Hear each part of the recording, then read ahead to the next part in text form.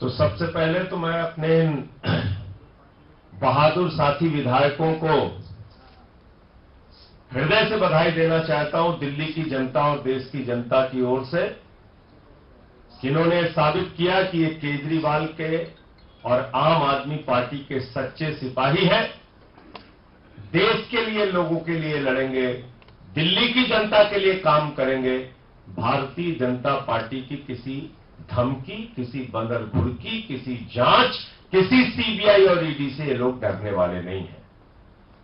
और भाजपाइयों, मैं तुमको बताना चाहता हूं, आदरणीय नरेंद्र मोदी जी, मैं आपको बताना चाहता हूं, आपने शिंदे और उनके विधायकों को धमकाकर तोड़ लिया होगा। आपने कर्नाटक के विधायकों को, कांग्रेस के विधायकों को धमकाकर तोड़ लिया होगा। आपने अरुणाचल में कांग्रेस के विधायकों को धमकाकर तोड़ लिया होगा।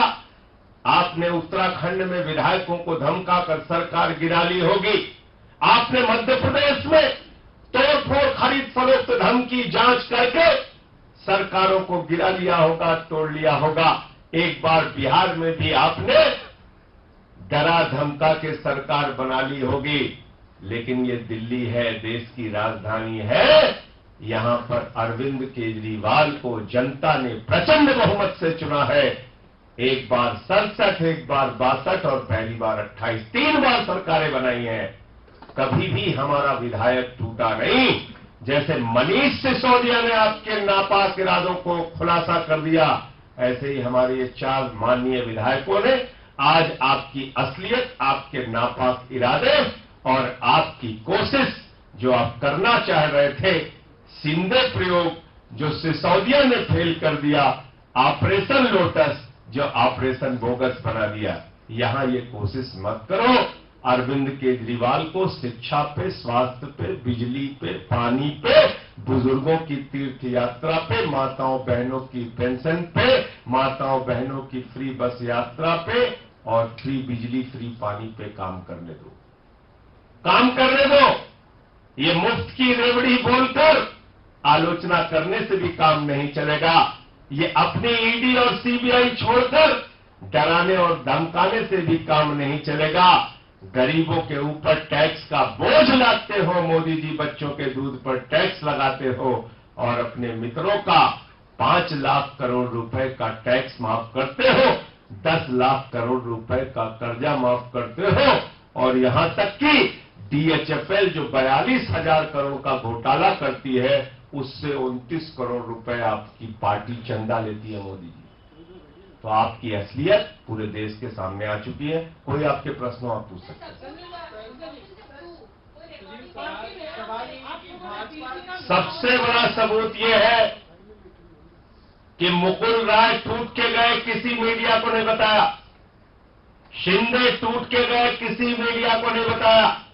कर्नाटक के विधायक, गोवा के विधायक, अरुणाचल के विधायक टूट के गए, किसी को नहीं बताया। सबूत यह है कि मनीष सिसोदिया से लेके हमारे तमाम माननीय विधायक सामने आपको आकर बता रहे हैं कि इनको तोड़ने का प्रयास किया गया। इससे बड़ा सबूत क्या चाहिए? सबूत माना था इन लोगों ने 28 में जब हमारे विधायकों को तोड़ रहे थे। दिनेश मोहनिया ने स्टिंग ऑपरेशन करके सबके सामने किया था। तो जो इनके जिनसे भाजपा में भी अच्छे संबंध है, उन लोगों से भेजकर शालीनता से धमकी देने का जो प्रयास किया गया, उससे उन्होंने उजागर किया। तो इसलिए भाजपा जैसी पार्टी पर अगर आप लोगों को विश्वास नहीं हो रहा है तो मुझे आश्चर्य है। मुझे आश्चर्य, एक सेकंड मुझे पूरा करने दीजिए। आपने सवाल पूछा, मुझे आश्चर्य, जिस पार्टी ने मध्य प्रदेश की सरकार को गिरा दिया, जिस पार्टी ने गोवा में तोड़फोड़ करके सरकार बना दी, जिस पार्टी ने कर्नाटक में मंत्री और करोड़ों रुपए का खोखा चल रहा है वहां महाराष्ट्र में, बताइए विधायक अंदर जा रहे हैं, वहां खड़े होकर प्रदर्शन हो रहा, खोखा 50 खोखा। ये हो गई है भाजपा। भाजपा को लोग आजकल 50 खोखा कह रहे हैं। 50 खोखा नाम हो गया भाजपाइयों का। शर्म आनी चाहिए इन लोगों को।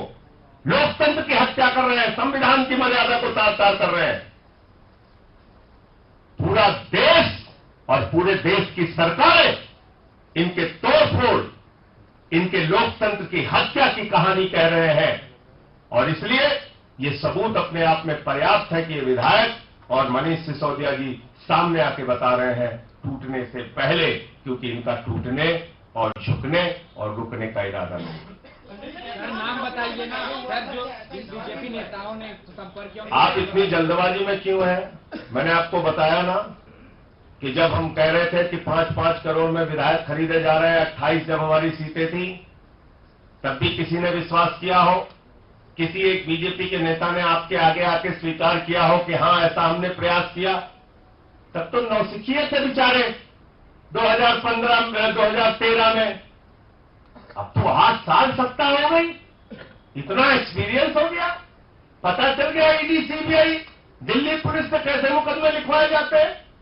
तो अब आपको अभी भी अगर आपको विश्वास करने में मुसीबत हो रही है तो मुझे तो हैरानी है, मुझे परेशानी है इस बात से कि जो सीरियल ऑफेंडर है, यानी जैसे कोई आतंकवादी हो, वो कोई आतंकवादी घटना को अंजाम दे दे, तो आप ये सवाल पूछेंगे कि अच्छा ये आतंकवादी घटना में वो था कि नहीं था?